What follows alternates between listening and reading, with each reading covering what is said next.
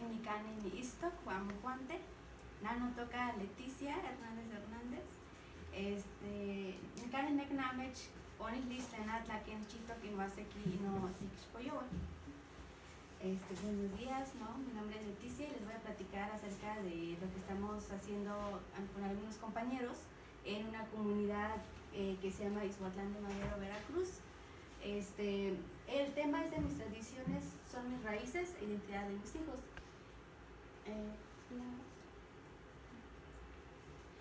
La comunidad de Huexotitla, así se llama, está, bueno, colinda entre Puebla y Hidalgo. Y llegando a la comunidad, bueno, está como que la bienvenida. Bueno, por acá se encuentra la comunidad, es una comunidad por ahí de 1500 habitantes, la mayoría son nahuatlantes. Empezamos a trabajar con algunos compañeros ahí porque hay una escuela bilingüe primaria. Y entonces empezamos a trabajar, realizamos algunas encuestas de acuerdo al idioma náhuatl. Trabajamos con alumnos de segundo grado a sexto año de primaria. ¿Por qué empezamos a trabajar? Porque se realizó como un diálogo con los padres de familia y entonces en el diálogo que se llevó a cabo tuvimos como resultado de que la mayoría de los padres de familia están imponiendo más a sus hijos que aprendan el español y el inglés, ¿no? Y que el náhuatl en realidad dicen que no les va a servir en un futuro. Yo creo que la mayoría de los que son nahuatlantes, ¿no? Se lo han encontrado esto porque son muy pocos de los padres de familia que les enseñan a sus hijos que sigan hablando su idioma. Y entonces, después de que se hizo la reunión, ¿no?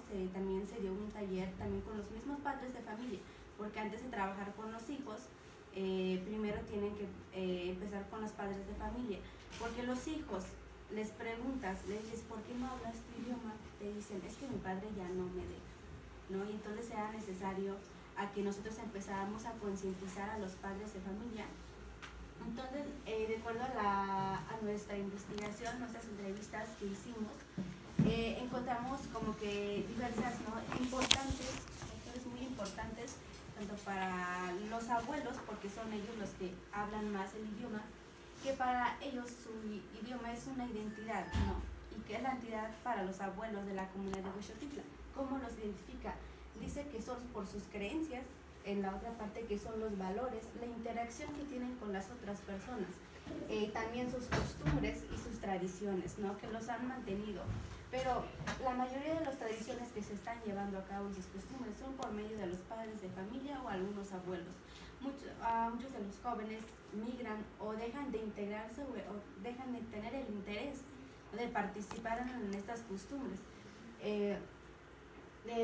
Después de que se llevó a cabo también estas actividades, asistimos a algunas de las costumbres, conversamos, estuvimos viviendo ahí por semanas con ellos, porque no solo es cuestión de ir a buscar información y venir, ¿no?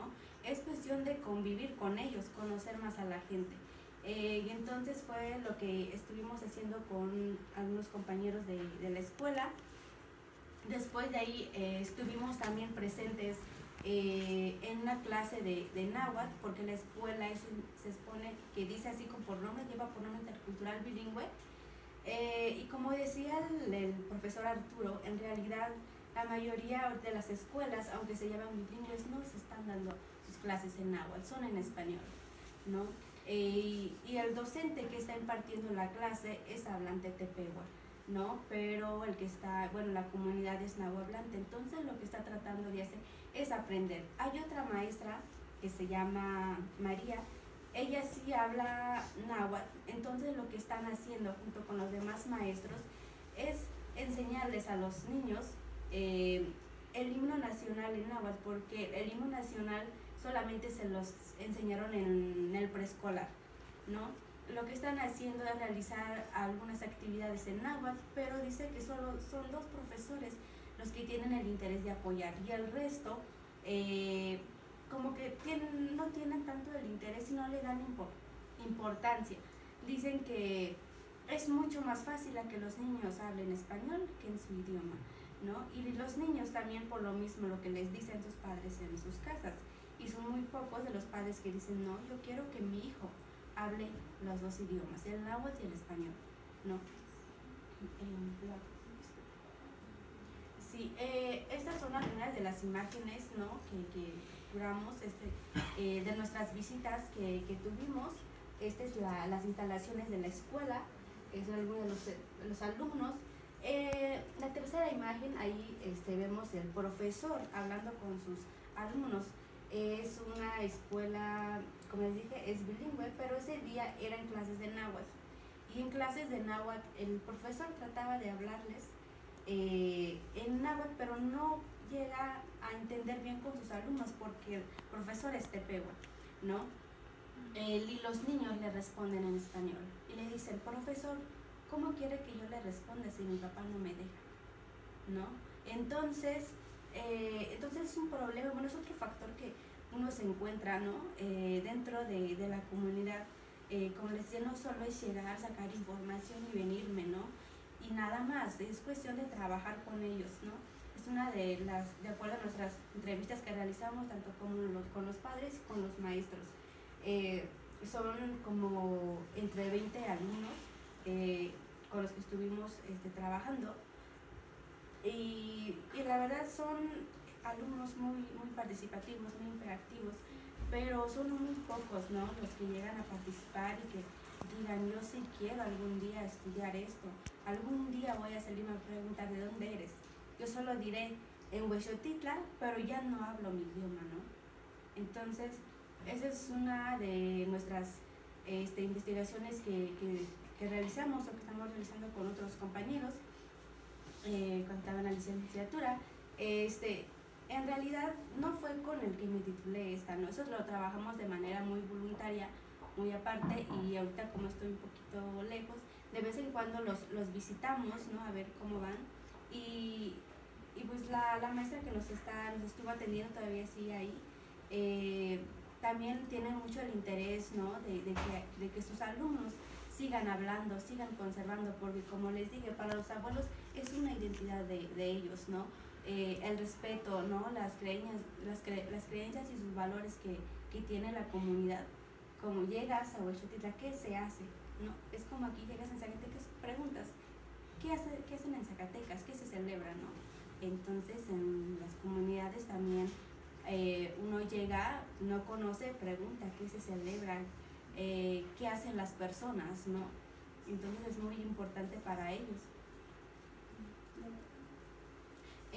Estas son algunas de los manteles que se realizaron, porque también influye o forma parte de eso, porque las señoras, la mayoría se dedica a hacer manteles. Entonces para ellos, nosotros como mujeres de esta comunidad nos dedicamos a realizar manteles y los llegamos a vender, los vendemos, dice, así nos ubican, es más rápido. Esta dice, al momento de bordar, dice, nosotros sabemos por qué bordamos, por qué lo hacemos, porque la comunidad de Huexotitla, dice, tiene talento, dice, nosotros queremos que nuestras hijas o hijos aprendan, ¿no?